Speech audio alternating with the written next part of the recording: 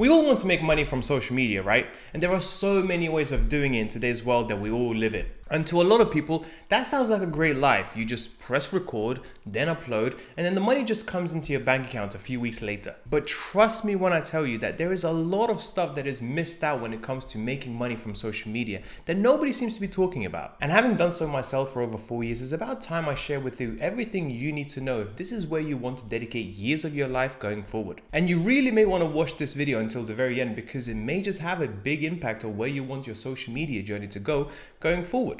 Now, when we talk about making money from social media, the very first things that might come to mind are probably ads and brand deals. And yes, those are great, but that's just the tip of the iceberg. Today, I want to go a little bit beyond that. And let's start with something that very few actually consider when it comes to diversifying your income streams. Remember, it's not just about money reaching your bank account from different places. It's about smart, scalable sources that grow with your brand in the long term.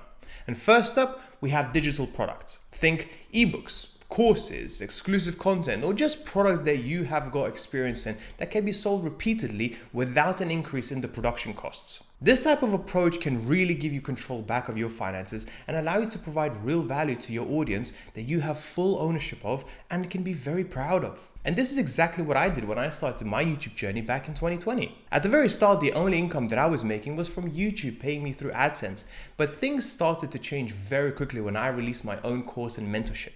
All of a sudden, I was able to take back control over my money and I was able to provide more value to my students without having to worry about algorithm, views, or watch time. I was able to speak about things that I knew would not get any traction at all on YouTube, but it was actually super helpful for all of the people who were serious about starting their own business on Amazon. Because let's be honest, very few people will try and find out what's the best way of shipping products from China and what kind of paperwork you need to get your listing approved for sale. Those topics are super important, but they are just too niche and very few people would ever search for that sort of information. So by creating a course, I unloaded all of the knowledge that I have reached over 7 years of me selling on Amazon, and I knew I was giving my students the best possible chance of getting a successful business of their own. Now, next up, we have affiliate marketing, and this is way more than just sharing a few links. It's about strategic partnerships that align with your content and provide value to your audience. And the best part is that you earn commission on every single sale that is made through your referral. And this commission can either be 1 month's worth of revenue, or a much more lucrative deal would be like a recurring subscription model, where every single time your referral makes a payment, a portion of that money goes directly to the creator. Now, the amount of companies that have reached out to me for an affiliate deal is insane.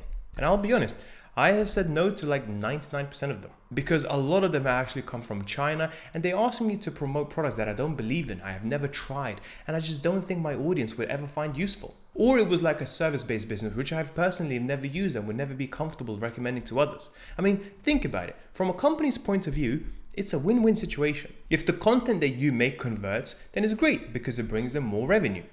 And if it doesn't, then at least it's free advertising at literally no extra cost. So remember this, whoever you choose to partner up with, make sure to do your research, test out their services, and make sure it's something that your audience would genuinely find useful. Don't make the same mistake that a lot of financial influencers made back in 2022 with FTX, who were paying out millions of dollars to various creators, and it all turned out to be a big scam. And it lost a lot of people a lot of money. And they had so much traction at the time because they were paying many creators 5, even 6-figure deals to promote them as much as humanly possible. And also, let's not forget about paid communities. They have been recently very, very popular for the most part thanks to Alex Hormozi and all of his ads around school. These can be forums, exclusive groups, or just subscription-based content channels. They essentially create a dedicated space for your most engaged followers, providing them with premium content while offering you a steady income. And at a low price of anything between $9.99 or let's say £100, it doesn't sound like a lot, but if you get like 1,000 people to subscribe and pay that every single month, it could potentially be life-changing money, especially given the fact that it's at least an 80% profit margin business. By combining these methods and not only relying just on one will increase your potential revenue, and you will also build a much more robust business model that won't be fully dependent on the changing algorithms on social media. And also, some of your audience may just prefer the idea of being part of a community where people share ideas with each other, whilst others just may want to watch a few extra videos in a form of a course and maybe have some one-to-one time with you to help them. Alright, let's move away from money and talk about one of the fastest and most effective ways of growing your social media. And back in the day, a few years ago, it was also called social media networking. And not enough people today talk about how important it is to network, or collab as the kids call it these days. See, by joining forces and appearing on other people's channels and vice versa, you get a whole bunch of people who have never seen you to discover you and find out who you are and what you're about for the very first time. And then if you're interesting and provide value, you will find a portion of that audience will start to follow your content too. Now, to me, it almost seems a bit unfair, because if you have a good network of people with a large number of followers and audience, then you have a very big advantage if you can appear on all of their channels. Whereas other people that decide to go solo and have to build up their audience much slower. And I genuinely believe this is one of the reasons why podcasts have become so popular today. Think about it, it's a win-win situation for all parties involved. The podcast gets an interesting person that brings in their audience and eyeballs and helps them grow. Probably the best example of that would be Andrew Tate back in 2022, where literally whatever podcast he went on, they knew almost for a guarantee it will go viral. But it's also super useful for the guest as well, because not only they get to expand their audience to people who have never seen or heard of them before, it is also a very effective way of cutting up that podcast into small clips and posting them all over social media. Again, Andrew Tate, Iman Ghazi, Alex Hormozi, Luke Belmar, just to name a few who have used this strategy extremely well.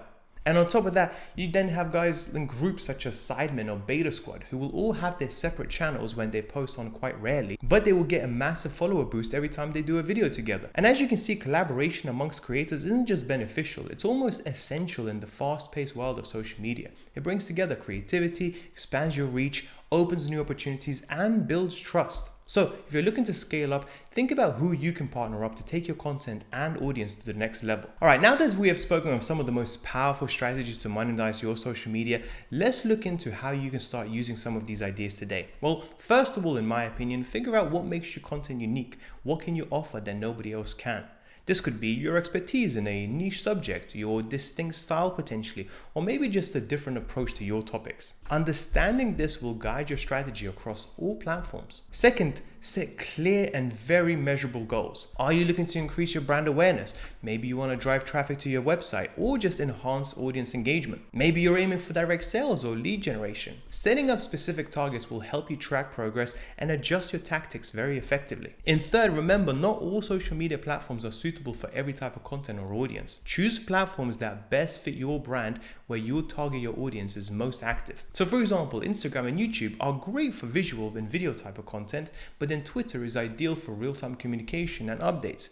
And if you're just starting out, maybe just stick to one platform at the very beginning. Now, understand that working on multiple platforms at the same time may sound like a great idea that Gary Vee has been speaking about for years, but in reality, it can come across quite overwhelming. And fourth, organization is key. Develop a content calendar to plan your posts, videos, and any sort of content way in advance. This helps maintain just a consistent posting schedule and just make sure that your content strategy aligns with your marketing goals. And finally, just monitor your progress on how well your content is doing. Analyze what works and what doesn't, and use these insights to make sure to refine your approach and just experiment with new strategies for better results.